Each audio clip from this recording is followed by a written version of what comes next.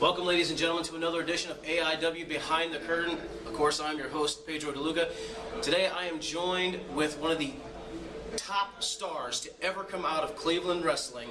The one, the only, the whole shebang. Johnny Gargano is my guest today. And Johnny, I know you're familiar with the format for the Behind the Curtains, so we're going to get right to the point. Boom, let's rock and roll. What was it that made you want to become a professional wrestler? What was it that made me want to become a professional wrestler? When I was a little kid, I always enjoyed entertaining people, however I could. When I'd go and I'd see like a movie, or I'd see something like watch Dennis the Menace or Power Rangers or Teenage Mutant Ninja Turtles, as soon as I watched that movie, I'd come right home and I'd dress like Dennis the Menace, or I'd put on a Power Ranger outfit, or I'd do that, and I'd just do anything possible just to try and be a character, or just try and just put a smile on someone's face. And unfortunately, you can't be a Power Ranger or Dennis the Menace or a Ninja Turtle in real life. Those aren't career choices, unfortunately. I wish they were. I mean, what kind of society do we live in? But I found professional wrestling and I instantly fell in love with it. It was something that I loved right off the bat. Just the athleticism and the entertainment and the acting and everything in general just thrown into one. It was something that I immediately fell in love with, and I immediately fell in love with Shawn Michaels. Okay. He caught my eye. He had so much charisma, and he was so athletic, and he was so just there. And I was like, man, this guy's awesome. And then I started watching WCW, and I saw the cruiserweights like Jericho and Mysterio and Malenko and guys like that. And it blew my mind because I needed it and I wanted to be a part of it. So I started doing it when I was 8 years old. Okay, where did you receive your formal training to become a professional wrestler? In this very building we're in right now, Turner's Hall. It's a funny story because I started like when I was 8 years old. My dad had knew I was a wrestling fan, and he ran independent shows with independent promotions, came up and approached him like, hey, like he has a catering company. They approached him and they were like, hey, you have a big parking lot, can we run shows in your back parking lot? And he said, yeah, sure, my son's a big wrestling fan. So they ran shows back there, and they let me get in the ring before the show, and they showed me things, which is horribly unprofessional. Any 8-year-old kids out there, don't do that. You're gonna end up like me with a hurt back and all that type of stuff. Don't do that. But yeah, they let me do that, and I put on outfits, and I'd always dress up and go, and they even let me do like a dark match. I was 8 years old, and I wasn't really trained. They let me do a dark match before the show even started. They let me get in the ring with another 8-year-old kid. We put on a match. My finish was the Jagged Rock. It was a perfect plex. I thought it was the best perfect plex ever. It kind of looked like a small package when you look back on tape. Okay. I was like, oh man, I got so much air on this perfect plex. And it's like, oh. But yeah, and when I was 13, actually, I started really taking it seriously with JT Lightning, taking it seriously, and I started coming to this very building. I started coming before the classes, like after the classes, and I didn't actually train with the actual class. I trained before and after because I didn't want to like get in the ring with 18-year-old guys and 19-year-old guys. But as I got older, 13, 14, 15, I got in the actual class with JT, and before you know it, like started training, and I started wrestling at 17. So I trained for a while before I actually had my first match. But I came here. Never missed a practice. Every single time I had to be a wrestling practice. Had to be a wrestling practice. Even when there wasn't wrestling practice, I'd still come to this building and sit here, get in the ring by myself. Because I just love being in a wrestling ring. I love being in a wrestling ring. Now, from that early age, was there someone that kind of took you under their wing to really show you the way, to help you on your journey, and kind of along those lines? Who was in your training class? Anybody that we would know? Anyone you would know. Chris Cronus was in my training class from back in the day. Like Ryan Reese. I don't know if you remember Ryan Reese from back in the day. He was my tag team partner. Those were guys in the inaugural class. Like us three were kind of the guys who were together, but they were old. They were a lot older than me. And then, like, as time went on, like, Josh Prohibition started coming by, and Josh Prohibition saw something in me, and he took me under his wing, and he helped me out immensely. M-Dog 20 Matt Cross, guys like that. Josh was a huge mentor for me, coming here, working with me, because Josh was a guy, like, JT was awesome in, like, putting the basics on, but Josh was a guy who traveled around the world. He knew so much stuff, had so much knowledge, like, different styles of wrestling, different things. Because I took a liking to Johnny Saint. I took a liking to the different type of like chain wrestling style things. And before, like, when I was 16, before you knew it, like JT was having me like, okay, Johnny, like you watch so much tape and you practice so much stuff. What do you know? Like, what do you got? So at 16, I was showing people how to do chain wrestling and stuff like that. And then as time went on, guys like Gregory Iron, Bobby Beverly, stuff like that, I kind of had a hand in helping train them. But another guy who helped train me a lot was Alex Shelley. When I wrestled him for the first time, he took a liking to me, and he's helped me out immensely as well. And he's been like a big brother to me in and out of the ring. So, backtracking just a little bit, Can you give us some comments on your true trainer, JT Lightning? As we know, JT Lightning passed away last year. Do you have any fun stories or anything you'd like to say about JT Lightning? JT was always really, really good to me. A lot of people have their bad things to say about JT. A lot of people have their good things to say about JT. It's just a wide variety of different opinions on JT Lightning. JT Lightning was amazing for me. He was the nicest guy in the world to me. And like, I remember when Ring of Honor came to Cleveland for the first time, he was actually helping promote the show. He was helping work with them, hand out flyers and all that stuff, and just help promote the Ring of Honor was coming to Cleveland. And he called me up the night before the Ring of Honor show and was like, Johnny, do you want to go before the show to Ring of Honor? And I was like, oh my God, like I was a huge Ring of Honor fan, like guys like Punk and Danielson and all those type of guys. Like I just loved Ring of Honor. That was the style of wrestling I wanted to do. And I was so excited, and he picked me up and we went downtown and we went to Ring of Honor before the show, and I just sat there in awe, like with him just in awe, just looking around like, oh my God, there's so much talent around here, like Shelly and all these guys. I was like, oh my God, this was before like I ever got a chance to get in the ring with the guys.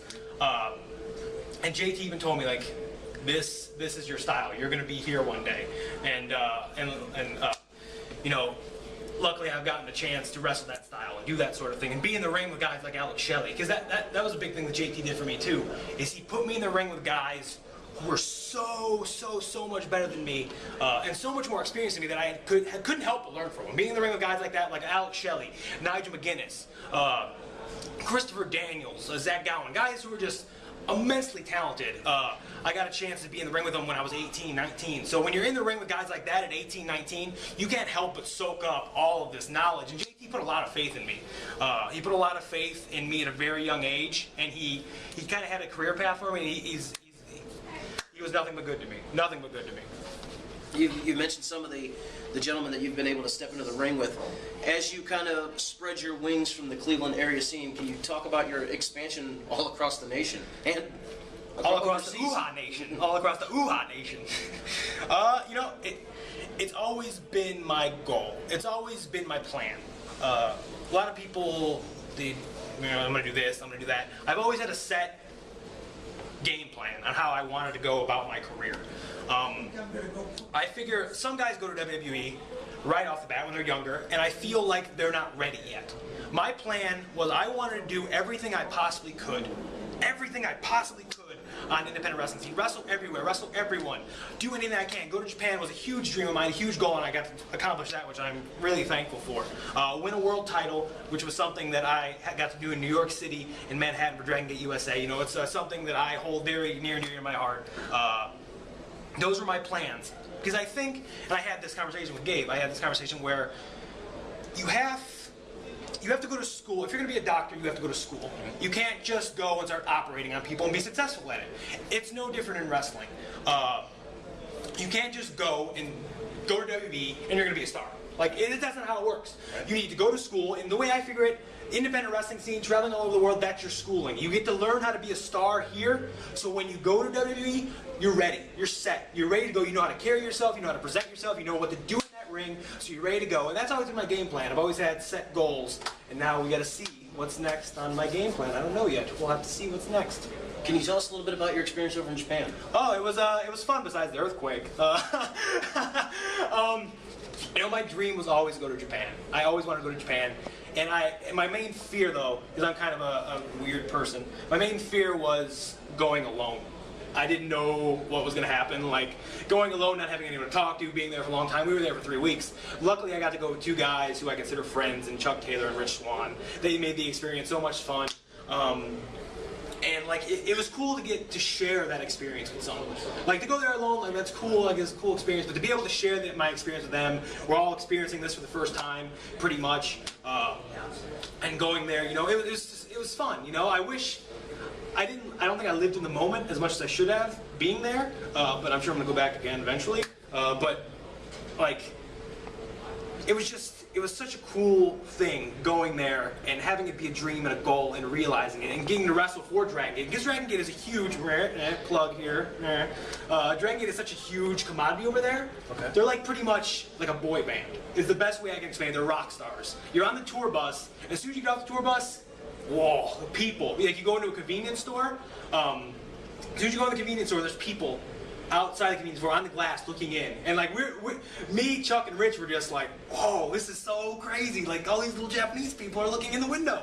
And like just to see the culture and to travel around, and besides the whole earthquake, which is horrible, and that was so weird that like that happened in the 3-week span we were going to be there. The biggest catastrophe in the history of the country was going to happen. It was a horrible situation because like we didn't know what was going on because we couldn't communicate. All we heard was earthquake. Like, oh, we watched the news and we were like, this ain't good. And then like we heard like nuclear reactors are blowing up, and we're like, okay, this ain't good. This ain't good. And unfortunately, the last 3 shows of our tour were canceled, and the big one in Sumo Hall was going to be like huge. They draw like tens of thousands of people there, and it was going to be like their biggest show of the year, and we were going to get to be on it. And like we didn't get to do that, unfortunately. What can you do? Like, and we went home early, but. You know, I mean, who can say they were there for the biggest catastrophe in the history of the country? I mean, we were there for that, and it's a horrible situation, but I mean, I'm very thankful to get to go there and live my dream. And there's tons of other stories that if we had time for, I'd tell that are very funny, because Rich Swann is a very, very different boy who may not be the smartest tool in the shed. He's very energetic boy, and Chuck Taylor is Chuck Taylor, as you know him. Yes. Coming back stateside, here in the AIW, you've been a part of the AIW roster twice now. Can you tell us a little bit about your first stint here in AIW? My first stint in AIW, that was a long time ago. My first stint was very different. I was very young. I came out to the Best Around. I came out to that song, not by my choice. I did not choose that, by the way. That was not my choice. Other people decided that for me. I know Prince Devitt comes out to it, which is awesome. He's making it cool. I didn't make it cool back in the day. But the first stint was just, I don't know. I didn't feel comfortable because I wasn't allowed to be myself. That's the thing about me. When I'm allowed to be myself, when I'm allowed to be Johnny Gargano, John Gargano, whatever you want to call me. Oh man, we're getting shooty now. John Gargano. Oh my God. John Gargano. I'm allowed to be John Gargano. I'm allowed to just be myself and go out there and have fun and just show my love and passion in professional wrestling. I'm a lot comfortable. And I think when you're comfortable at something, you are able to portray things a lot better. Back in the original AIW, I wasn't very comfortable. Due to political reasons, I had to leave. I couldn't wrestle anymore. But I'm lucky that things worked out and I was able to come back. And I was able to come back and work with Tyler Black right off the bat, which is amazing. That was one of the main reasons I came back. When they were like, hey, we got Tyler Black. You want to come back? You guys can do a little thing. I was like, yeah. Like Tyler Black is awesome. Like he's so good. Like I was really pumped to work with him, and I got to do that and do a 30-minute Iron Man match with him, and that was awesome. It's not awesome now looking back. I can't look back at my older matches. Like anything like 4 weeks ago, I can't watch. I'm sure I'll feel like that 5 years down the line. I'll be like, I can't even watch this behind the curtain that we filmed because I look awful. But yeah, like the initial AIW thing, I wasn't very comfortable. I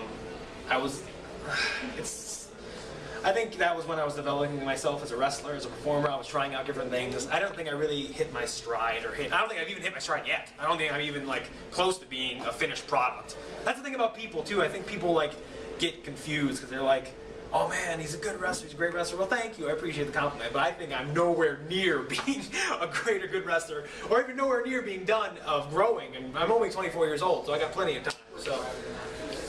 The second stint begins, you work your program with Tyler Black, you became Intense Division Champion. Yes. You moved on, you became the Absolute Heavyweight Champion. Yes. As the standard bearer for AIW, what did that mean to you?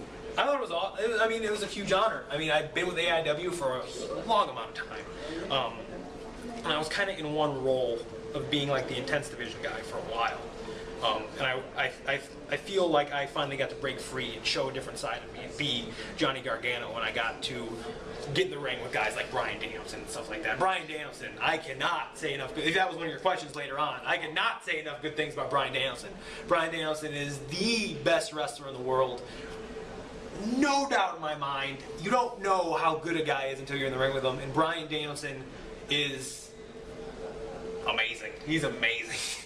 Now, you had the opportunity to wrestle Bryan Danielson twice. Yes. Now, is there a favorite of those two matches? Yes, the 30-minute time limit draw. Okay. That is my favorite. You know, I think the first match we had, it was a good match, and like it was something I was really excited for, but I was given a lot of opportunities that I wish I was given now when I'm more prepared. That was one of them. I don't think I was prepared enough yet. My wrestling, it was a good match, and it was right before Bryan was going to WWE. So like he was going to WWE, like awesome. Then afterwards, after he came back, he felt like he hadn't really wrestled in a very long amount of time. Okay. So he came back, and this is one of his first 3 matches back. So he was ready to go. He was ready to go for it. That was my 3rd match that day. And I was really excited to wrestle Bryan again, because I think that was a point in my career where I was starting to turn the corner. That was where I was starting to get more recognition in Dragon Gate USA and Evolve and CHIKARA, all over the place. And I was starting to really kind of feel my oats a little bit and get a little bit more like momentum going. And then being in the ring with Bryan Danielson, you can't help but get better when you're in the ring with that guy. And I got a chance to spend time with him outside of the ring as well after that, like traveling to various shows and stuff like that. He is the best human being in the world. I can't say that enough. He's awesome. I can't put over Bryan Danielson enough for being a great person and a phenomenal professional wrestler. He deserves everything he gets. I don't want to gloss over some of your other accomplishments. You mentioned CHIKARA. You mentioned Dragon Gate USA, where you won their version of the world title. Can you tell us a little bit about your experience in Dragon Gate USA? Dragon Gate USA is, I think, outside of being in Cleveland, the place where you see the real Johnny Gargano. I get a chance to be comfortable. I get a chance to be myself. I get a chance to put myself out there, to try things. I think that's really the place where I've grown a lot as a professional wrestler. Like, you look at me from the first Dragon Gate USA show in the Fray, I can't say the Fray, all capital letters with an exclamation point, boom. You look at me there and you look at me now, 2 completely different people. And I love Dragon Gate USA because it gives people opportunities. Luckily, I have a great relationship with Gabe, and he's done awesome work with me. And he lets me be me. He lets me do things. He basically just says, here's your stage, go out and do what you do. And I love that as a performer. I love just having a blank canvas and getting to paint my own picture, and just, because that's what I think wrestling is. Wrestling's art. We all have different styles of art. Like, that's why when people call themselves like, I'm the best wrestler ever, like, I mean, maybe you could be. Like, some people think I'm good, some people think he's good, some people think he's good. Everyone has their own opinion. Everyone loves different types of art. Like, who's going to say that Michelangelo is the best artist? Who's going to say that abstract art's the best type of art? Everyone likes different types of art, just like wrestling. Wrestling's an art form. You get to do different types. And I think in Dragon Gate USA, I get to do the type of art that I love. But I also feel Dragon Gate USA takes years off my life every single weekend. Because I just, whoa. We're going to get into that in just a moment. Oh, man. If you see me wrestle in Dragon Gate USA, whoa. You hold the title in your hand for the first time. What Yes. was going through your head? It was all worth it. Everything. It was all worth it? Everything was worth it. That was my goal. That was what I wanted. I wanted to be a world champion. I wanted to be the guy. I don't want to be just another guy.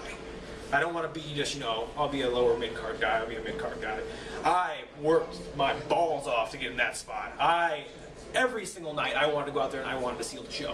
When I was on a Dragon Gate USA show and someone had a better match than me, and being around that much talent, sealing the show and putting on a great match is so much harder because everyone's so capable of doing it. But it physically pained me every time I would not have the best match or not do as good as I could. But I really went on like a hot streak there. My match with Shima in North Carolina, WrestleMania weekend last year, was a huge one for me because that was the first time I was in the ring with a Dragon Gate guy, and I really felt like, okay, we're equals. We're freaking going. We're equals, and I'm on the same level as he is. And I think that match was a huge thing for me because Shima's a legend. Shima's amazing. And then I just started slowly building momentum against their guys and wrestling guys like Tozawa, Haruki Doi, guys like that who are just amazing talents. And it was just, it worked, he saw that it was building. He saw that I was going out there and killing myself every night. So everything to me was worth it. It all built to New York City, becoming the first American to hold that title is an incredible honor to me too. Because like I said, I was with that company since day one. First show Dragon Gate USA ever ran, I was there. I was on it. I was watching the show, and I was like, oh my god, I'd never seen Dragon Gate up close before. I was watching, and I was like, oh my god, these guys are so good. These guys are so talented. And I was like, I'll never be this good. I'm gonna have to work really hard if I want to be this good. And luckily, 2.5 years later, man, I'm the Open the Freedom Gate champion. Guys like Davey Richards and Bryan Danielson and guys like that who have come and gone with the promotion, and then the first American, I get to win the title. It's just, it's amazing. It's still amazing to this day. It hasn't really hit me yet, but. I I hate to take it from such a positive note, but now I'm going to take it to possibly a dark point in your career. We need to talk about where this is back going. injury. We can talk about the back injury. All right, just lay it out there for us. Lay it out there for us. Okay. Well, basically what happened was I hurt my back in a match in West Virginia on January 1st. Like I fell and I felt something weird, and my legs started to go kind of weird then. I was like, oh, that's kind of weird. And I was in a lot of pain then. But I knew I had the big Evolve 10 last show in the arena coming up, and I was like, no way I'm ever going to not do that match, okay? I know people are like, oh man, he should have just said he's hurt. No, I can't even name the amount of injuries I've wrestled through. I wrestled through crazy amount of injuries, separated shoulders, hurt backs, bruised tailbones, hurt knees, whatever. I've wrestled through it. I can remember when you almost cut your thumb off. Yeah. I was bleeding in the my back was hurt then too. So like, I just go. I don't quit. I never stop. Because I don't want to let anyone down. I feel like a lot of people put a lot of faith in me. A lot of people put a lot of faith in me for entertainment, for money reasons, for various things. People put faith in me. I don't want to let anyone down. So before the match, it was really weird. Like my body started retaining water, and it was like, okay, something's wrong here. Like I was freaking myself out too, because I was like, oh, okay, something's radically wrong here. Something's wrong with my back. Like my legs were already feeling really heavy and really tired, and I was like, this isn't good. This is gonna go bad really quick. And like I knew what I had to do in the match because I knew the match was that like heavily promoted. And like I was scared. I was really scared to do the match because I was like, okay, I know what I have to do and I know it's gonna kill me to do it, but I gotta do it. So I went out there and I wrestled. Like before the match, like I was a mess. Not for nerves or anything like that, just because I wasn't sure if my body was gonna cooperate during the match. 2 minutes in the match, I can't feel my legs. Like 2 minutes in, start like chain wrestling, 2 minutes in, boom. Like I'm like, oh, this is awful. This is so bad. Like, and then I go on, and I wrestle for 25 more minutes, which is, call it stupid, call it whatever. I had a job to do and I wanted to do it. I didn't want people to be disappointed. And then as soon as that bell rang, no more adrenaline, no more nothing. Like somebody flipped a switch. Yeah, like I couldn't move anymore. So much pain, just everything. Just so much pain, back spasms, down my legs, couldn't feel anything. I was like, is it? I kept thinking like, is this a dream? Like, is this actually happening? And like, I know they came up to me and they were like, just don't move them, don't move them. And I was like, no, I gotta get out of the ring. They have one more segment to do. Get me out of the ring, okay? They have one more segment. The show's not over yet. These people paid to see a show. I'm not gonna lay in the ring for an hour. Just get me out of the ring. They want to see the ECW tribute. Like, get me out. And so they took me out. And as soon as they put me through the curtain, you didn't see this, but as soon as they put me through the curtain, I collapsed right down. I laid on the floor and all through the ECW tribute, all through everything. It was crazy. Like, so many people were coming up and huddling around me. It was like a mob. I was just in so much pain I couldn't get up, couldn't move. And they called the ambulance, and they came and carted me on, and they took me out through the people. And like, even getting me on the stretcher was the most painful thing ever. And then I spent the night in the hospital, and that's well documented in my blog and stuff like that. It was an awful experience. I had an IV for the first time, which hasn't healed. It's the first time, and I was like, I don't like needles, and they did it anyway, whatever. And then I had to fly home the next day, and that was, whoa. If anyone's been to an airport or been like flying, they know what it's like. I got taken to the car from the hospital to the airport, hopped in a wheelchair. Guy came out, wheeled me through security. They were like, can you take off your shoes or lift it? No, I can't. I cannot. I was yelling. I was like, I cannot do anything. I was in so much pain still. And I was just hopped up on pain medicine. Nothing was working. Put me on a wheelchair. Wheelchaired me to the airplane, on the airplane, off the airplane. Off the airplane, freaking right to my dad who picked me up, and right in my bed where I couldn't move for like 3 to 4 to 5 days, however long it was. I needed help to go to the bathroom because I couldn't move. I was just in so much pain. I couldn't physically take it. And then as time went on, I got better. Like I got a little bit better. It's still numb to this day. As we're recording this, it's still numb. As of today, you're still not completely medically clear. No. My doctor told me I can I don't know when this is going to air, but my doctor told me that I can kind of start doing drills again. He doesn't know he's been a great doctor. He's awesome to me. He's a sports doctor, so he knows how to get me back to what I do. But he's not so sure about wrestling. He says, like, I just need to judge it for myself and what my body can do. So I feel I'm about 60%, 60, 65%. It's just annoying. My basic days are ice and heat all day. And it's just, the end of the day, if it gets me back in the ring, gets me back doing what I love, then it's worth it. That's all Well, Johnny, I know all the fans of AIW and fans all across the country are praying for a healthy return to you back in the ring. Me too. So we're praying for a miracle. We know you're going to be back in the ring. Where do you see yourself in the next few years? Is WWE your ultimate goal, or you? I think if you're in wrestling, WWE should always be your ultimate goal. I think when you're a little kid and you watch wrestling, you watch WWE, and you say, okay, I want to be there. Ultimately, that's my goal. I'd love to be in WWE. Like I said, I'm only 24 years old. I feel like I got a lot of time. Guys like CM Punk and Bryan Danielson didn't go to WWE until they were like 29, which is a lot older, which is, I don't know what I'm doing that. But I feel like my plan has worked out to a sense. I've always followed the pattern of Bryan Danielson and CM Punk and guys like that, where they're the top guys on the indies, and they went and they're ready to go. They're ready to go from get-go and be a star. I feel ultimately that is my goal.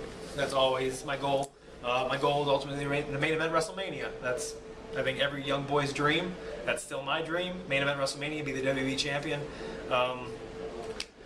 That's ultimately my goal. We'll see what happens in the next few years, because you never know what could happen. Anything can happen, really. I mean, so we'll have to see. Hopefully things will work out, and I don't know. Or we could have this same conversation like 4 years from now, and I'm like, man, that sucked.